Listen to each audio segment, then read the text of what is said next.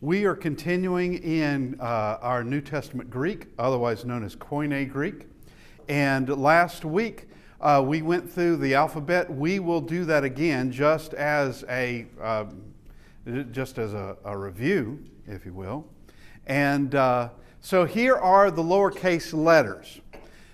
All right, I hope that each one of you can see these, but we have alpha, beta, gamma, delta, epsilon, zeta, eta, theta, iota, kappa, lambda, mu, nu, xc, omicron, pi, rho, sigma, and we talked why there's two lowercase sigmas.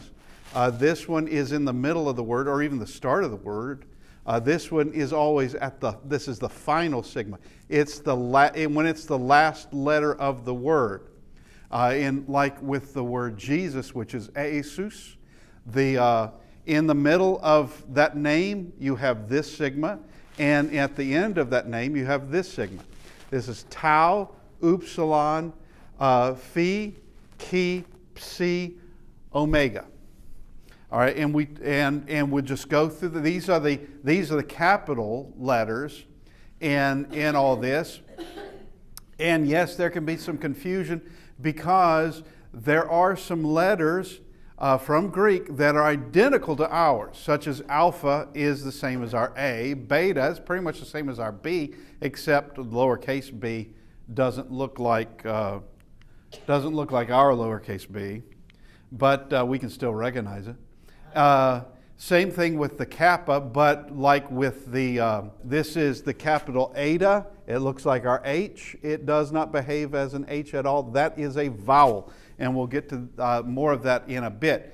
But okay, so we have alpha, which is pronounced like a long A, as in father, and also can be a short A, as in bat. Same like we have. All right, this is beta, B as in ball. We have gamma, G as in gift. Graphe, which I have on the side showing a word from the New Testament. That means writing. This is delta, D as in dog. This is epsilon, as E as in met. And ecclesia, that's an important word, and it means church. And it starts with an epsilon. We have a zeta. Now, zeta, it is a Z. It is a DZ sound, as in ads, which, unless somebody's going to be a stickler, you can just pronounce it as a Z, unless somebody's going to be particular. But you'll see that the lowercase doesn't look anything like the uppercase. With us, uppercase and lowercase are almost identical. It's just one smaller than the other one. All right, so this is the eta. Eta is E as in obey. It has the A kind of sound to it. And you will notice that eta kind of is confusing because it looks like an H and that looks like an N. Well, this is uppercase eta, lowercase eta. And we also have theta, which, as I made mention last week, we ought to have this in our alphabet. As a matter of fact, in the extremely old English, they did have something like a theta, which we use T and H together. They just have one letter to do the TH sound. It's TH as in theme. Theos is the word for God. Iota, so it looks like a capital I, looks like a lowercase I, except it's not dotted. And it's I as in magazine, that's the long. It's also short as in pit. You have the kappa, that's K as in kin. We have words such as kurios, which means Lord. And of course, upper and lowercase. And K for us, that's a K. We have no problem there whatsoever. Now, this is going to be a little bit more of a problem. This is lambda. And lambda acts like an L. And we will discuss no, we won't discuss that. We'll discuss something else after a bit. But this is lambda as in logos, which means the word. In the beginning was the logos, or ha logos, meaning the word. This is mu, and it's m as in man. And you can see, while this looks like a U, you can see, okay, yeah, that looks like somebody's handwriting, bad handwriting, and they've made an M. All right, that's easy to decipher that. We have nu, which acts as an N as in no. And we have, now here's an unusual one. This is Z. It acts like, or XC, I'm sorry, XC. It acts like an X as in relax. This is Omicron. It's O as in omelet. This is pi. In P as in pay. This is rho. Rho, that's an R sound. And as you would have in the word ring. And we will talk about R, or rather rho, in a minute. This is the uppercase and the lower cases of sigma, and we've talked about that. This is tau, and T as in tail. Now, yeah, sigma is an S as in sing. Tau as in tail. This is upsilon. Of course, the uppercase looks like a Y, but it's not. It's an upsilon. And U as in unity. And words such as huios is sun. This is phi.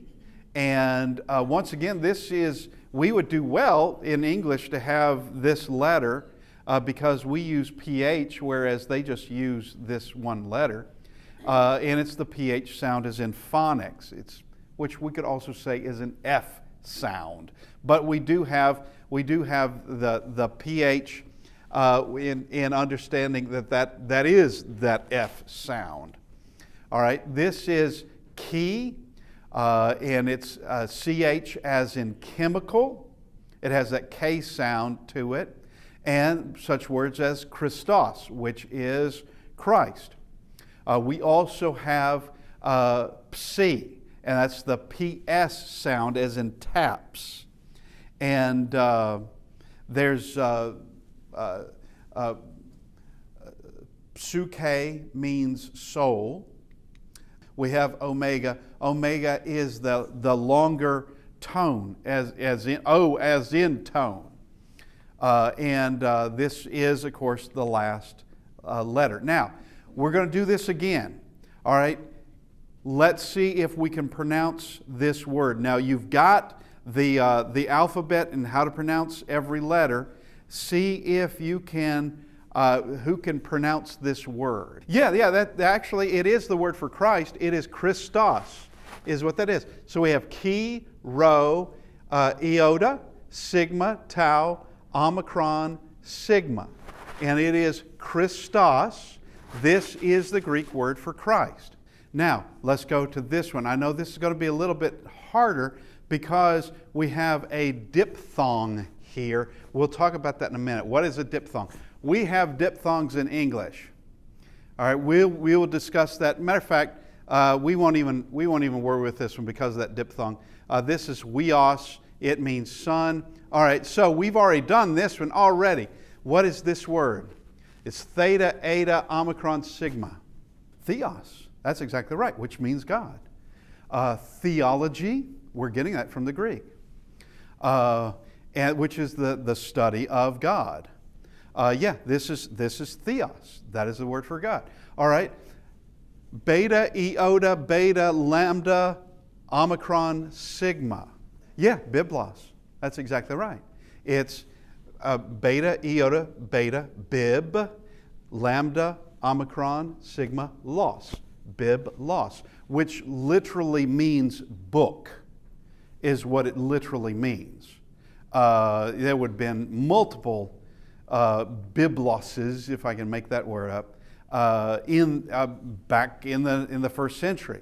But this concerns the biblos, the book. And it is, of course, we have anglicized this into Bible, is what we've done. This is Greek word is anglicized into Bible. All right, see if you can make this one out. Okay, so it is capitalized alpha. That might be a hint. Beta, rho, alpha, alpha, mu. You might be able to know what the word actually is in English, because it's very similar to this, but it also might confuse you because there's a significant something left out that the Greeks don't have, but we do, and the Hebrew did as well. Okay, what do we get with alpha, beta? Well, what does it look like? AB, yeah. Oh, so how would we say that? Just the AB. Ab, that'd be ab. All right, rho is what is a rho? R. So we have aber. What's A again? Mu is, it is Abraham. They don't have H's. We would say Abraham. And in the Hebrew, they have the H sound. Now, we talked about that the only time you have any kind of H sound whatsoever is at the beginning of the word. And that's it. They have no H letter. They just have a mark. Now, that mark says there's no H in front of this. That is the smooth breathing, well, actually, there's nothing. It means there's nothing to be pronounced other than the alpha. So that's Abraham, and they can't put an H sound in the middle of a word. That's not Greek. That's just the way languages are. Languages. There are plenty of. When I went to years ago, when I went to Taiwan. And I went there several times with John Grubb, that the Chinese could not pronounce my name, not even close. Not even close. And that's okay, because I couldn't pronounce their names either. But that's what you're dealing with when you're dealing with languages, is they will have sounds you don't have, and you have sounds they may not have. And they may not work in the same kind of way you do or we do, because it is a different language. All right, see if you can work up this one. Okay, we know what that is. That's exactly like English. We know what that is. That's exactly like English. What do we have with mu, alpha? Ma, what's this? Mary? Yeah, it's Marias. It is the name of Mary. Yeah, it sure is. Very good. Yeah, that is Mary, as in Mary Magdalene, or Mary, the mother of Jesus. Yep. Okay, now this is going to be a little bit more difficult. Well, kata, that is kata. Then we have mu, alpha, theta, alpha, iota, omicron, nu. And these are the only ones. It's the TH sound, all right? So it's Mathion. Kata Mathion literally means according to Matthew. That is the title of the book of Matthew in the Greek New Testament. It's Kata Mathion. Okay, let's go to this one. All right, this one has a hard breathing, so it's going to have an H sound to it. This is rho, omega, mu, nu. I'm sorry, not nu. Eta. Sorry about that. Eta. Okay, so it is, with the H, it's chro, me. Chro, me. And that is actually the word for Rome. And you, of course, you're going to find that. You find all these words in the New Testament, all of these. And we're just bringing up this again, that you have the hard breath mark and the soft breath mark. This is hagios, which means holy. This is aner, which means man. This has the hard breathing on this side. That's hagios. This has the soft breath mark, which is just, it's not hener, it's aner. And I was asked concerning, they couldn't hear anything with the soft mark because there's nothing to hear. It just tells you if there should be an H sound, hard breath, or if there's no sound at all. That's what it's telling you. The big difference is it either has the sound or it doesn't have the sound at all. And it would be the sound of the H. We have an H, they didn't. And the H sound for them is only done by that hard breath mark. That's it. And it's only going to be at the beginning of a word. If it's there at all, it's only at the beginning. They will never put it in the middle of the word. They don't do that. All right, now this is something that I handed out to you, and this is the row rule. And that when a word begins with the letter row, and it looks like our P, but it's not. When it looks like the letter row, it will always have a hard breath mark. Always. Now, when a row is in the, I don't know if I've got a slide on this or not, but if the row is in the middle of the word, it will not have a breath mark at all. Because those are only, breath marks are only at the beginning. So here we have Chrome, which we've already saw is Rome.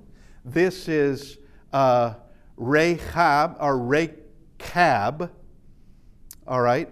And this is Ruth. That's Rome, that's Rahab, that's Ruth. But it's always, which is kind of, we'll get to it, we'll see this in just a bit. But any name that starts with the letter R, in Greek, it will actually be, it won't be R or Ruth, it's now Ruth. That's the way they pronounced it. That's the way it is. It's the row rule. And when the letter row does not begin the word, it has no breath mark at all. So here is a row in the middle of the word, and this is Markon, which is the name Mark. And now, any questions concerning row? Any questions at all? Don't know what to ask. Yeah, okay. And it's just one of those rules. It's one of those things. And the funny thing about Rahab is they don't put an H in the middle of the word, and Rahab doesn't have an H at the beginning of the word, but of her name. But in Greek they do. They can't handle an H in the middle. They can't. So she actually becomes Rechab. That's the best they can do. That's to Hellenize it. That's to make her name pronounceable to your basic Greek reader. And that's the way languages are. Okay, now we go to diphthongs. This too is on your paper that I gave you. And we have these in English. Don't think that this is something unique to Greek, because it's not. We have them. Diphthongs, that's where two vowels are placed together and they make a new sound. All right, where an alpha with an alpha iota makes a new sound. All right, and we're going to look at it quickly. Okay, so yeah, it's the first one up. Alpha iota is pronounced like I, as in aisle. That's a diphthong. Alpha iota together make aisle, or make it the I sound. Epsilon iota is also I, as in height. And one might complain, all right, well, I thought that was the I as in aisle, I as in height. That's the same sound. Why don't they just condense these things and make it into one? Well, you talk to the creators of English, because we are the world's worst at it, of where we'll have things that letters that aren't pronounced whatsoever. And here it is. Where is your GH in that word when you pronounce it? because I'm not hearing it from me. I'm not hearing it from you either. When you say what, do you pronounce the letter H? What? You'd be the only one that did that I ever met. All right. And but we do this. Languages do this all the time. So or rather, Omicron iota is pronounced oi, as in oil. Alpha and upsilon are ow, like kraut. All right, it's the ow sound. Epsilon, upsilon is the oo sound, as in feud. And Omicron, upsilon is oo, as in group. And that's why Ruth was, or Ruth was, had an Omicron and upsilon, where we just have the letter U. All right, and they were doing their best. Now, upsilon and iota sound like we, as in, we said the word earlier, weos. The value of studying the original Greek text. I'm going to try every class to have something biblical, and that we're not just going through rules of Greek, and we're not going to do a lot more rules of Greek. We're just not going to do it. We're going to talk about concepts, and we're going to talk about some things. And we'll see how far we can get in this one, but I want you to see the value of it. And if we can't finish this today, we'll pick it up again next week. We're just going to have to, because this is important. There is strength in the Word of God, and God is using the Greek language to say what He means. All right? And so we go to 1 Corinthians 13, 8 through 10. And we're going to read it in English. All right?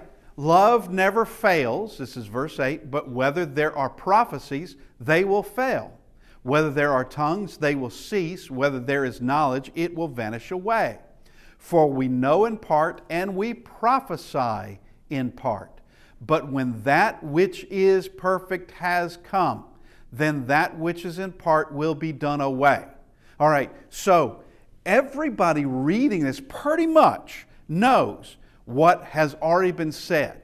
They know that the prophecy, speaking in tongues, he just said that's done in part. Those things are going to fade away.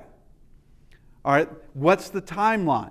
And it says, when that which is perfect has come, then all this will be done away, precisely as he says. But the question is, what is that which is perfect? What is that? Because I have known them where they want to say that's Christ. When Christ has come, then all these other things will be done away, meaning that there will be spiritual gifts, as in speaking in tongues, raising the dead, healing the sick, curing the blind, the lame now walk, the deaf now hear, in a miraculous way. That miracles continue all the way until Christ returns. But it says that which is perfect. All right, we can know from already that the English translators are trying to tell you this can't be a person.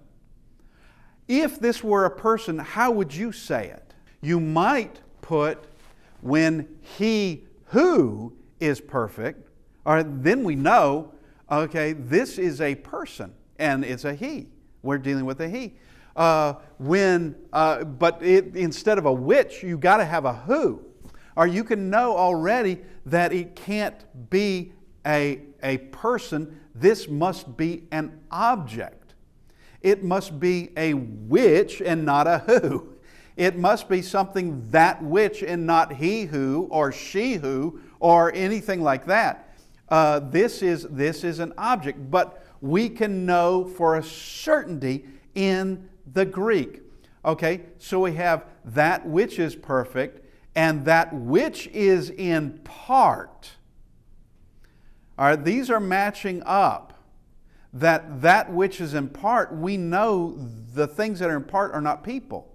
That's prophecy, that's speaking in tongues, that's miraculous knowledge, that's things like that. All right, that which is in part. That which is in part is not a person.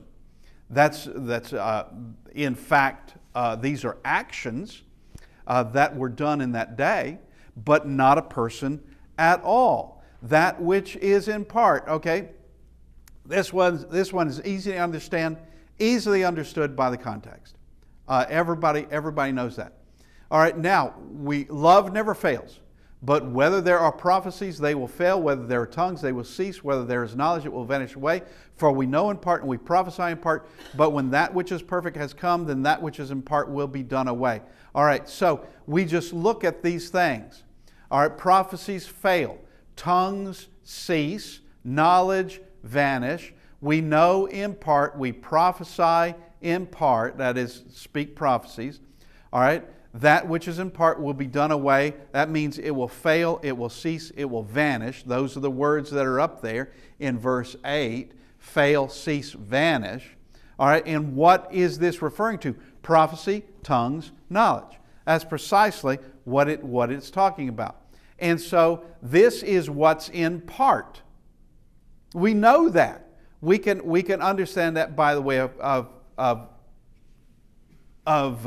context. But now, when we're talking about perfect, what is perfect? It's the opposite of part. It's got to be the opposite of part, and it's what is arriving. It does not fail. It does not cease. It does not vanish. When that which is perfect has come, then that which is in part will be done away. So the perfect arrives, and that which is in part is done away. So it's the opposite of these others in that it's arriving and it does not vanish. All right, now we're just going to look at different versions. KJV, but when that which is perfect has come.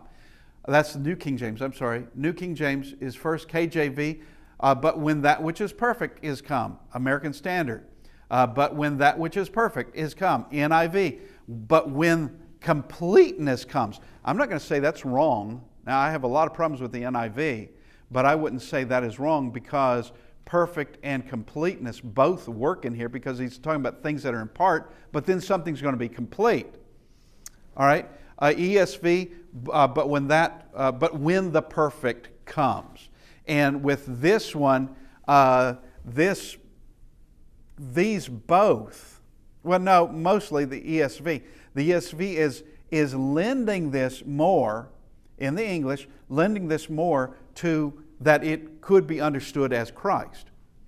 Out of all of these, actually, the ESV is the one that is lending this more toward that idea, that well, it would allow for that idea anyway in the English. All right, now we're just looking at these different things. The thing that is perfect or the thing that is complete, and we have two options. The perfect or complete is the completed Bible, because that is not partial prophecy. That's all the parts put together and finished.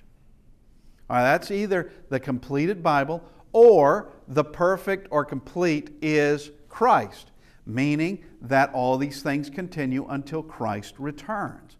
But we can know from the Greek, I'm not going to make you read all that from the Greek, that it can't be a person. All right? Literally, this is what we have put down.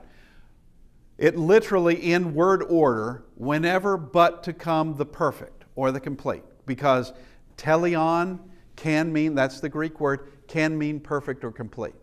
All right, the of part passes away. Okay, or in past tense, will pass, well, no, it's still future tense, will pass away. All right, so here are some words we need to remember. One is merus, and because that's our word for part. And let's just forward things on.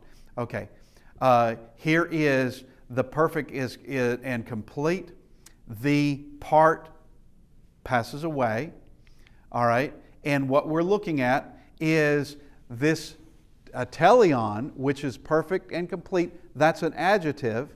This merus, which is part, that translated part, that's noun. That's a noun. All right? And this is important. These are the articles. To. It literally means the. These are the articles. Direct article.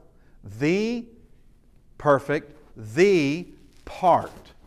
All right? And there's a significance in all of this because, all right, that which is in part, all right, we know in part and we prophesy in part, and we the is translated as that, but I want you to know it's tau omicron, because that is the, like English doesn't do it. English doesn't do it, but Spanish does it, French does it, other languages do it. German even does it.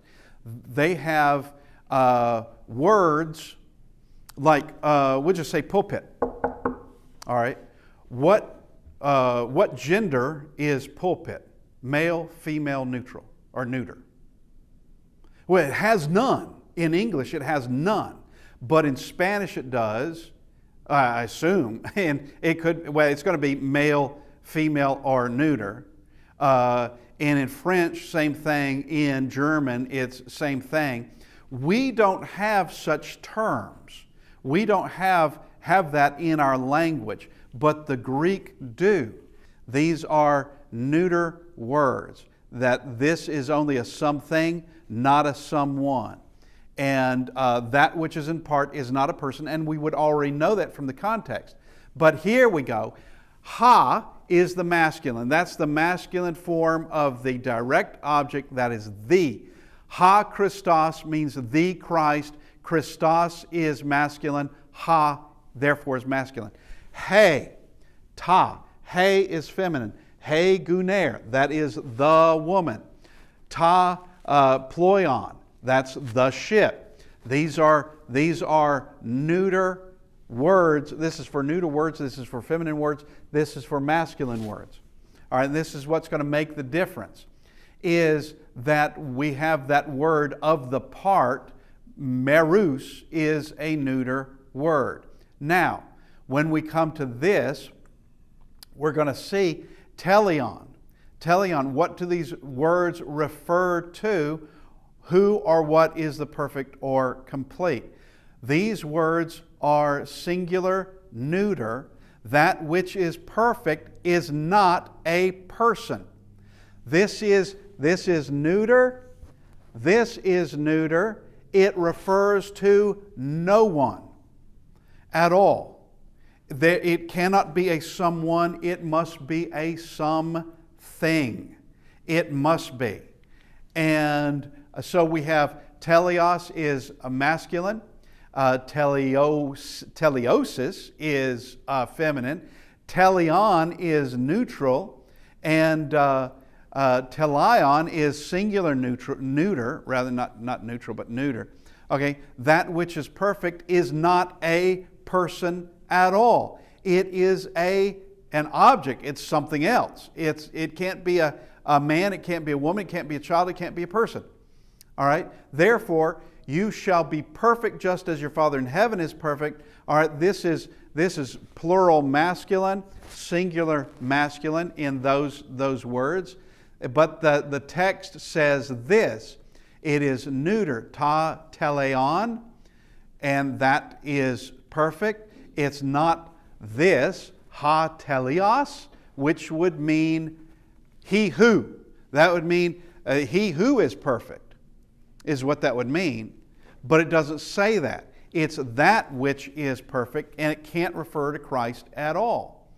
And so, but when that which is perfect has come, then that which is in part will be done away. So, if I have not confused you too much, in the Greek, that which is perfect, that which is perfect cannot be a person. It can't be, because Christ, if we're going to say that's Christ, Christ is never regarded as something that is, he's not in the neuter case. He's not. That's for objects, that's for ideas, that's for actions. It's never in the neuter case. But this is, which means that it can't be talking about Christ. So we have to just kind of put it together. What can it possibly mean? Well, it's got to mean the Bible. By context again, it's got to mean the Bible. Okay, so we are done for today. I just wanted you to see that there is power in the language to where you can know certain things. And things that may be obscured when they're translated into another language, such as English, are not so obscure when you get to the original. The original it can be very, very powerful.